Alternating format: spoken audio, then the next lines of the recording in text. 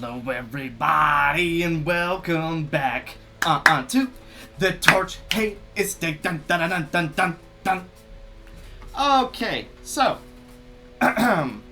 this is going to be a voiceover episode, as you may have noticed from the incredibly short time of this episode.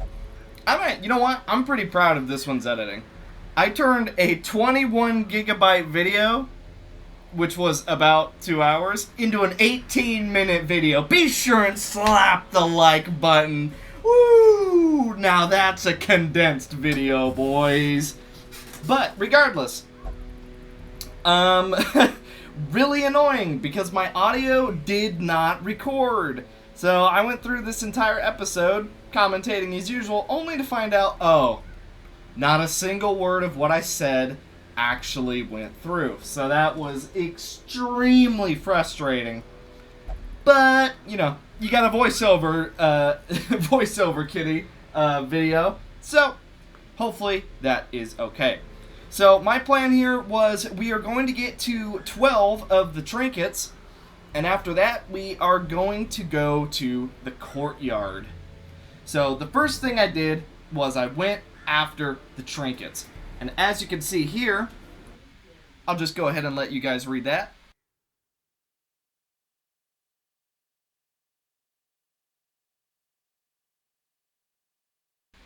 And as soon as we got into the dungeon, we brought you Kari the Duchess with the Mountaineer's Pickaxe, Cherished Keepsake, Treats and Tasty Bites, Dexter the Bluesman with very similar things. We also brought Chrissy, and I decided to take the Cicada Shell, or whatever it's called, because I figured, she already has low resistances. So then we brought Jezebeth as well. As you can see, we actually got a lot of value out of it. We did lose Dexter in that dungeon, though, which kind of sucked. But we got a new person, and then we went off to the next trinket, which, as you can see right here,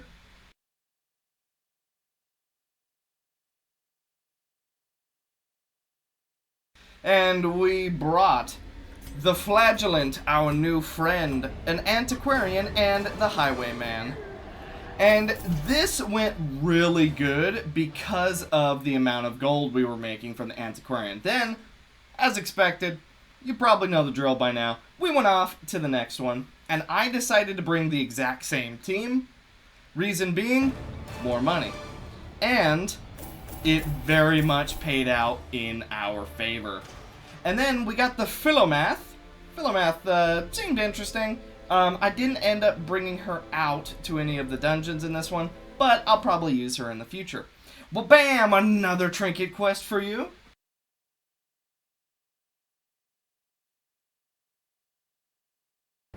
Which, of course, came out very successfully with another big amount of gold, because we actually brought the same team out for the third time. Ocean has reappeared, Ivanko's crush. Teeming hordes, adorned in powdered wigs and pretension, seeking to slake their thirst on wine and indecency. As intoxication invariably took hold, innocuous frivolities would escalate to ever more disturbing diversions. Orchestrating the hideous affair was a hunchbacked fiend who seemed to delight in proportion to the suffering he caused. I could have stopped him, I suppose, but I was a slave to my own appetites, and restraint would have rendered me a hypocrite. So, we brought out Celeste the Stars. I figured she was going to do pretty well here, even though all of them are level 3, but only with 2/2 in terms of armor. And in Lilith's case, she also only has tier 2 abilities. But I thought it was going to be okay. This is a very, very strong team with the potential to have a lot of downside. I also am unable to lower the torch because of Bloodlight. Now, while I was going through this, I actually made the joke of what are the diary writers gonna write about in this episode? They're pretty much gonna be like, oh, you know, dear diary, I stayed in town. Everything was going pretty nice. There were these weird bugs flying around. I don't know. But you know, kind of sucks none of that stayed, but pretty much I was like, well, if the diary writers still want to write in their diary, they could probably just write about things that happened in the town while the away parties were doing their thing. I think that would be pretty interesting. It would also allow diary entries even if they're not brought out, which, who knows if they want to do that. I encountered some new enemies while in the courtyard, as you can see here. Now, Lilith was very quick to lower them, and the Stars was very quick to stun one of them. So, overall, they didn't stand too much of a chance. We have two people that can transform, we have a very heavy hitter, and then we have a pretty decent Vestal-sized healer. Now, these two guards in the front, from my experience, they hit like trucks. They hit hard. Now, at first, I did not focus them down because I didn't quite realize they were going to hit quite as hard as they did. But, luckily, we are able to do a little bit of damage ourselves. Now, the thing about Lilith, they all have lowered bleed resistance, which you know what that means. She was stacking throughout the majority of this quest, which, as you may or may not find out, allowed us to get really far. Did we finish? I guess you'll find out. I also discovered that there was a new Curio that held keys. I thought it was pretty cool. And then we ran into the Crocodilian with 70% damage, 21% crit multiplier. Now, it could have been higher, but I actually missed a few fights where we could have stacked. Now, Crocodilian, it doesn't matter how strong your team is, he's going to do some damage. We do get a really nice 13 crit and 19 crit with a tiny bit of bleed. It's not much, it's like 2 damage. But here comes his attack. He is going to submerge, and then here comes the Apex. And he's very quick to show us that he can do a lot of damage himself. Now, I decided to go for a group heal here, mainly because everybody's injured, and I don't want anybody to go on Death's Door from his Swarm and Corruption ability. We go for the 3-man attack just to get a tiny bit of damage, and then we're also going to land a 17 crit, land a bleed. He's still at 2/2 in terms of bleed. Teeth Rake is going to do a lot of damage. She's also pulled forward and bled, and at this point I thought, okay, she's dead. Luckily, Stargazer does have a tiny heal, so we sacrifice his form. We get a very lucky crit, however, the 3 heal itself would have been fine. He does go for a hit on her again. Luckily, she's guarded thanks to his heal, so he's able to tank the damage for her. We do get a crit, a little bit of stress healing there. And then we do get an extra 6 damage, which is very nice. She is not dead thanks to his guard and his heal, which I'm sure she's very appreciative of that. As you can tell, she healed only him.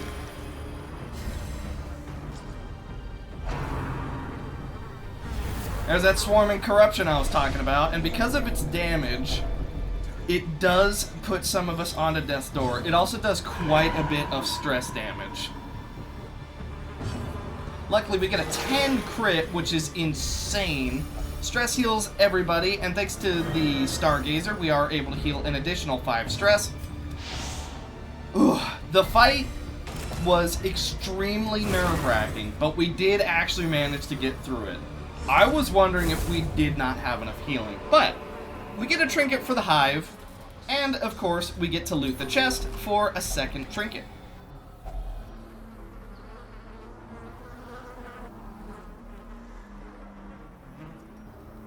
We find the blue key,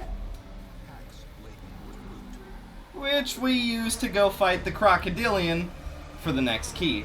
And with 120% damage and 36% damage multiplier, we are able to pretty much blow through the entire Crocodilian fight. He gets some good hits on us, but overall our damage is just a little bit too high for him. We also get another Crimson Court trinket.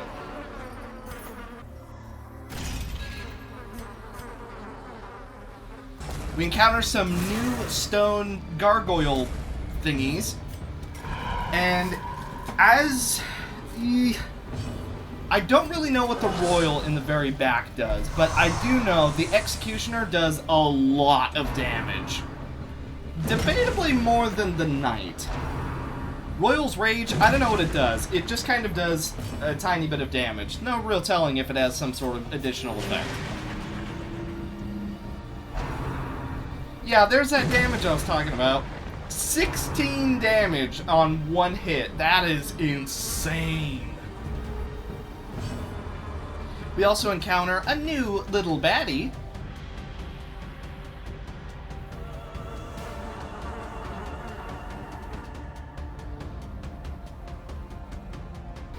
And the fight with the Baron begins. So, I go for a risky play here. But as you can see, we have the damage to back it up. But this is a risky move. Do not try at home.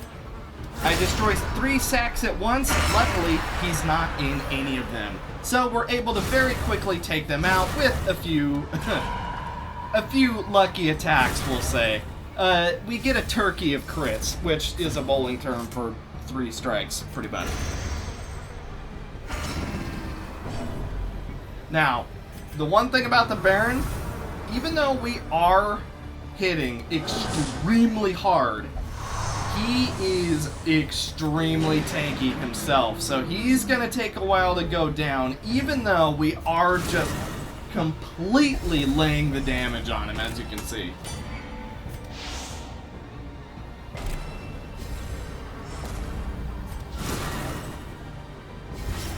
At 27 crit, barely even dented his health bar. That should pretty much set into stone how tanky he is. Now, the Baron, mid-fight, was telling us that if we somehow manage to defeat him, he'll actually come to our state and help our crusade in overtaking the Courtyard. So you know your boy had to cash out on that. The only way we were gonna get the Baron on our side is by defeating him in this little show of his. So, if you're wondering why I'm tryharding so much, that's why. We gotta get as many vampiric Crimson Court enemy allies, there you go, as we can. We do hit him with another 25 crit. We apply a little bit more of a bleed. Obviously bleed still not very high. He really enjoyed crowd pleaser in this fight, and I don't know why. That's like his #1 most used move as far as this fight goes. Now, he didn't have anybody to buff, so there was a couple abilities he was unable to use, but overall, he used that move a lot. He did end up missing his thirst, which in our case, very, very handy, because he restores, what, like 20 health or something? Which pretty much undoes one of Lilith's crits. So what I end up doing here is, you guessed it, popping 3 at once. Does it go bad? Absolutely not. It works to our favor once again. And after we take out his little buddies, we are back into the fight, now in the second act.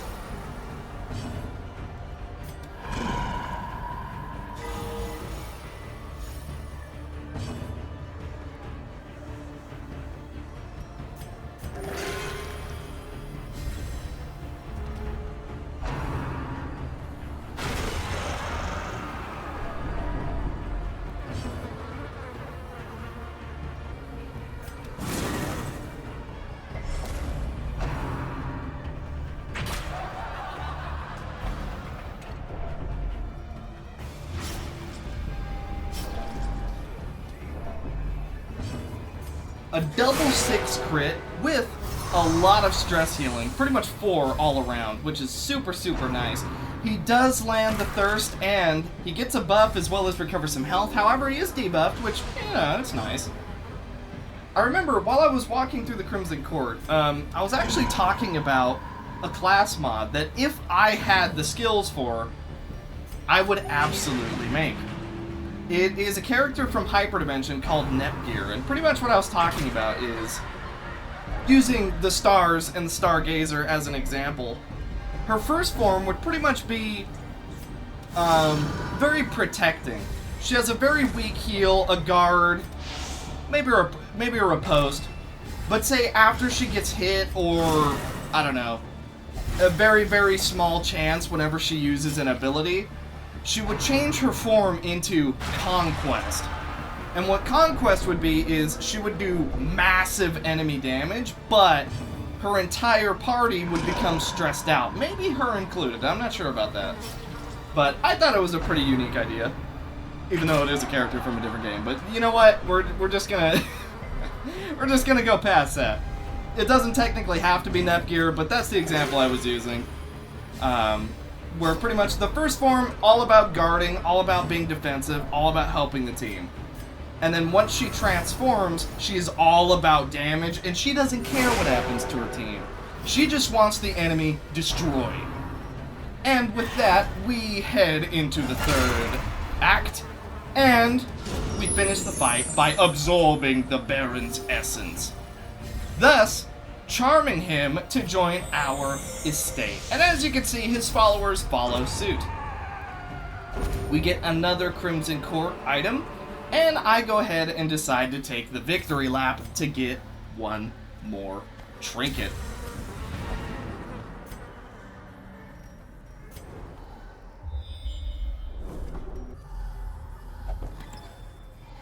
Now we do get a second red key, and I actually discovered something funny. If you try and just leave it, it won't let you. So we definitely should not have gone to pick up the key. But regardless, we go over, we get the final trinket, and we leave the courtyard with a victory.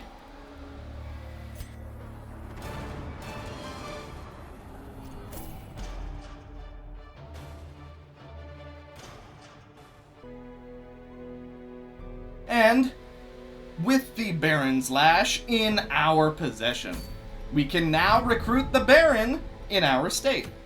So thank you guys so much for watching. Sorry this was a bit of a shorter one.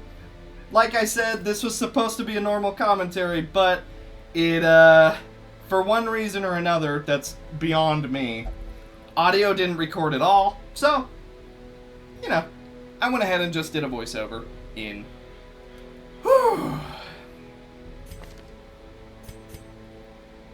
I just went ahead and did a voiceover in response. So, thank you guys so much for watching, and I will see you guys in the next one. Bye.